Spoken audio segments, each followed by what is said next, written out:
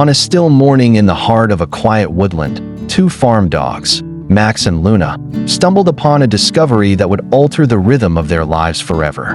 What began as a playful chase after the rustling of leaves turned into an encounter with a fragile life clinging to survival. By the edge of a stream, shivering and alone, lay a tiny otter pup, scarcely a few weeks old. Its wide eyes shone with terror, and from its trembling body came faint, pitiful cries that echoed through the trees. The pup, separated from its family, seemed lost in a world too vast and unforgiving for one so small. Max, the braver of the two dogs, leaned forward cautiously, nudging the quivering creature with his nose. Luna, ever maternal, lowered herself beside the otter, radiating warmth and comfort.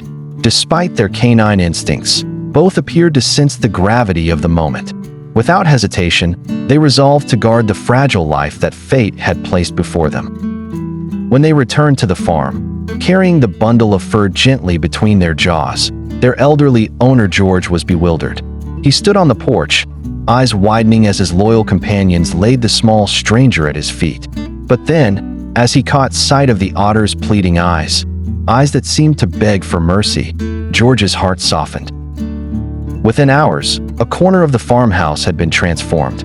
A box lined with blankets became a cradle, and warm milk from a bottle replaced the absent mother. George christened the pup Pip, a name chosen for its smallness, yet also for its promise of resilience. Days melted into weeks, and Pip flourished under this improbable guardianship.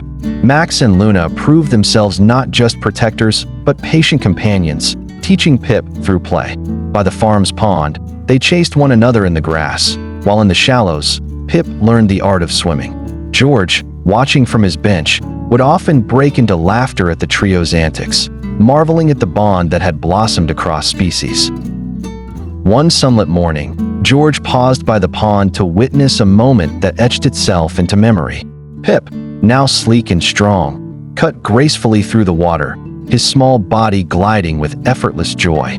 On the bank, Max barked proudly, while Luna wagged her tail, eyes brimming with quiet satisfaction. For George, it was more than a simple scene of animals at play. It was a living reminder of compassion's extraordinary reach.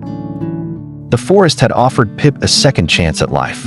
In return, Pip brought boundless joy to those who had saved him. Their story, simple yet profound, spoke to the timeless truth that kindness knows no boundaries, between man and beast, between predator and prey. In the gentle arc of their unlikely family, George, Max, Luna, and Pip had found something rare, proof that the bonds of empathy can bridge even the widest divides.